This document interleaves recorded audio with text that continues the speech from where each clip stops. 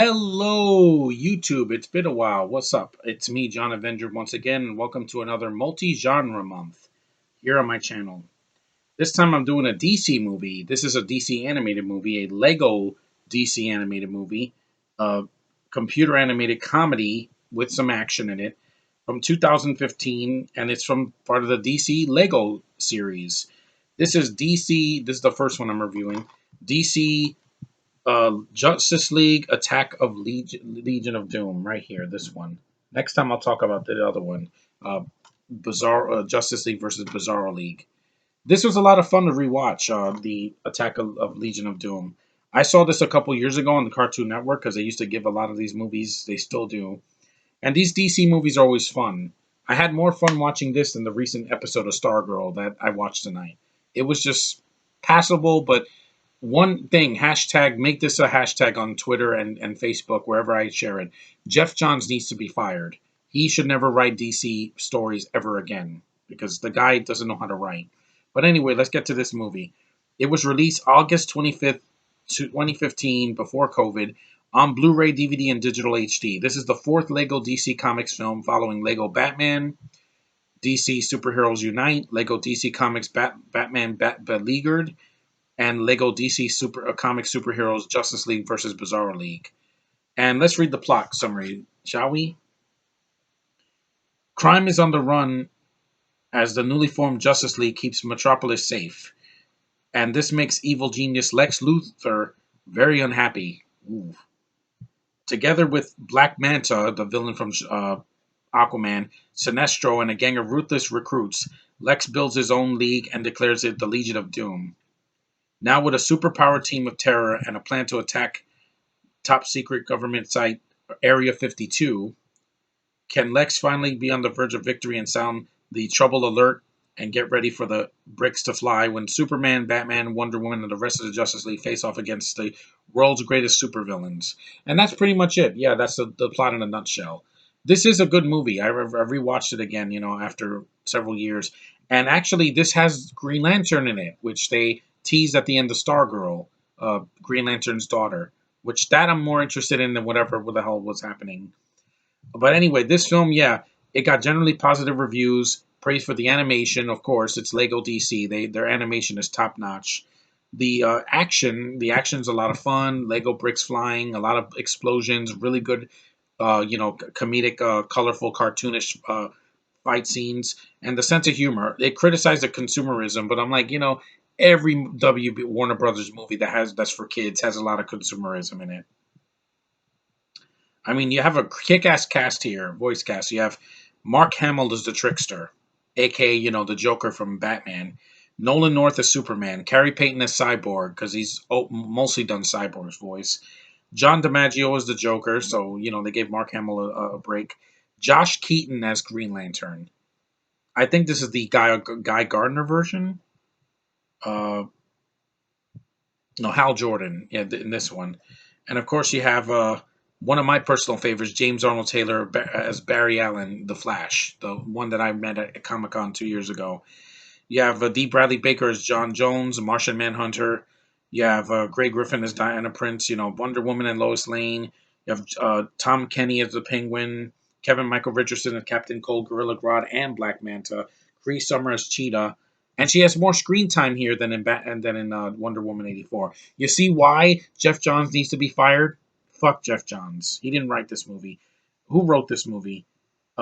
Jim Krieg. He must be a much better writer than freaking Jeff Johns. I just can't stand when they take a DC property like this and they suck all the fun out of it, like they did with Man of Steel and the Justice League before the Snyder Cut, and they did with the freaking Suicide Squad.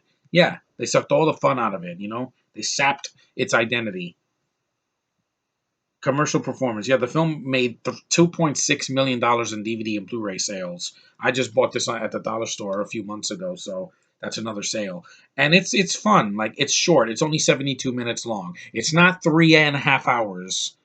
Zack Snyder. That's the problem with DC and Warner Brothers. They hire people that can't write, and they get these directors that are so highbrow that they feel like they're writing a historical epic instead of a freaking superhero movie or a show. Let's hope Peacemaker changes everything next year on HBO Max because I need something badass, R rated, no bullshit around, none of this soap opera bullshit that we put on the CW. Just stop with that.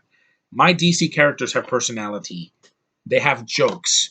They can be lighter. There can be darkness to it, but Batman is the only one that's proven to be that darkness for him works almost every time. When you make it too silly, you get Batman and Robin.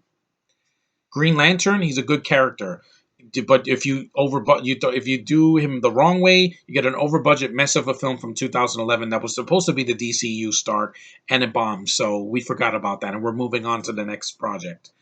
Yeah, Jim Krieg. Let me see. Let me look this guy up. I know he wrote some of the other Justice League movies. And that's the thing here. I know this is not a rant on DC because I don't hate them. Obviously, I got a Superman hat. I love the Superman and Lois episode today.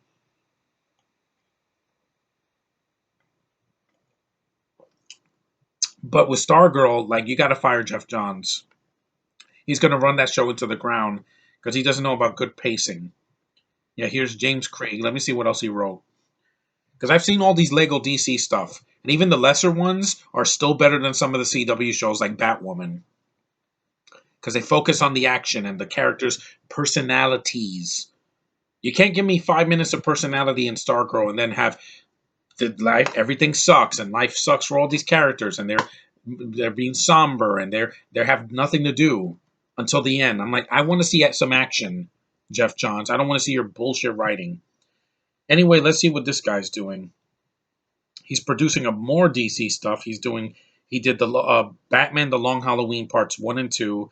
He's doing Injustice, a video game, and he's also doing an Injustice Among Us, the movie. That should be more kick ass because everything. The good thing they put in Stargirl, there's a tease to the Injustice Unlimited, which is connected to the Superman and Lois show, and that's connected to Injustice Guys Among Us, the video game, which is also connected to the Flash movie, which is coming out next year, which has Supergirl, but not Cara Danvers, a different version from the Injustice storyline. See, that can work.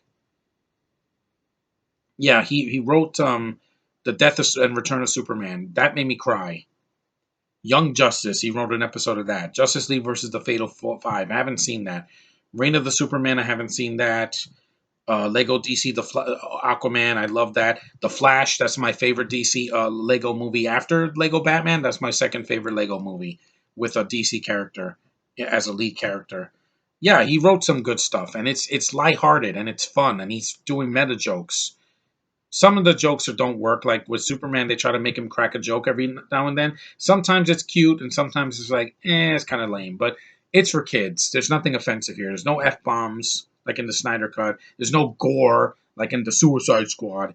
That's the thing. DC can do better. That's why they keep failing at the box office. Birds of Prey, it flopped, and it came out last year. Wonder Woman 84. Jeff Johns wrote the script, and look what happened. And now with the Suicide Squad, people liked it, but it bombed. Where's the freaking fan base?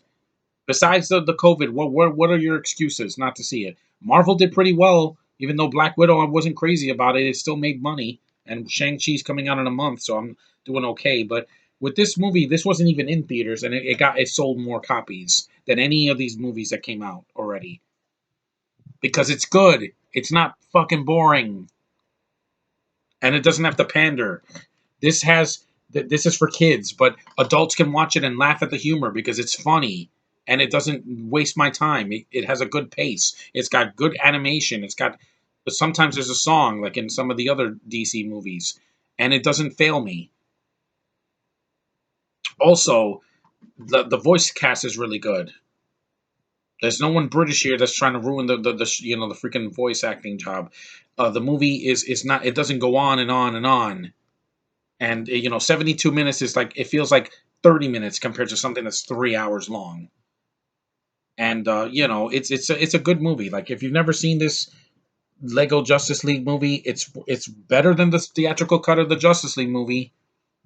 I can say that without any question because it's not like trying to ram too much into one film.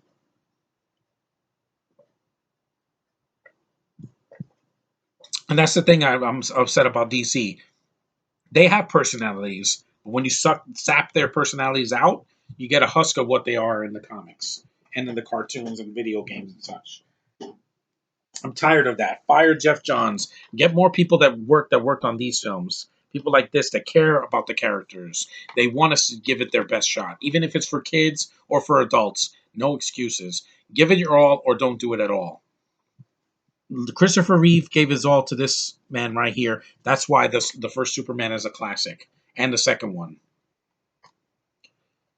And like I said, you can do it, DC. You just got to try harder. Fire these people, these incompetent assholes at Warner Brothers that they think they're hiring geniuses to write your scripts. No, do it better. That's all I ask. I'm not demanding too much. Stop hiring these people that don't know how to write a comic. What works in the comic sometimes don't won't work in a slow paced CW show or in a movie. You got to have a balance. Excuse me. But anyway, that's my review on the try to review this this animated film, Lego Justice League Attack of Legion of Doom, of the Legion of Doom! Exclamation point. If you've never seen it, it's worth your time. You can stream it, I think, on like the freaking HBO Max or somewhere, and it's worth your time. It's fun, it's colorful, and it doesn't drag ass. And it at least goes by quicker. It has a much better pace. And I wish more DC movies were like this and more DC shows. There's no excuse. You don't have to be Marvel, but do your own thing and make it fun. Stop making it freaking boring because you've done enough of that. I've had enough boredom in my life this year. But anyway, thanks for watching, guys. Take care, and I'll see you in the next one.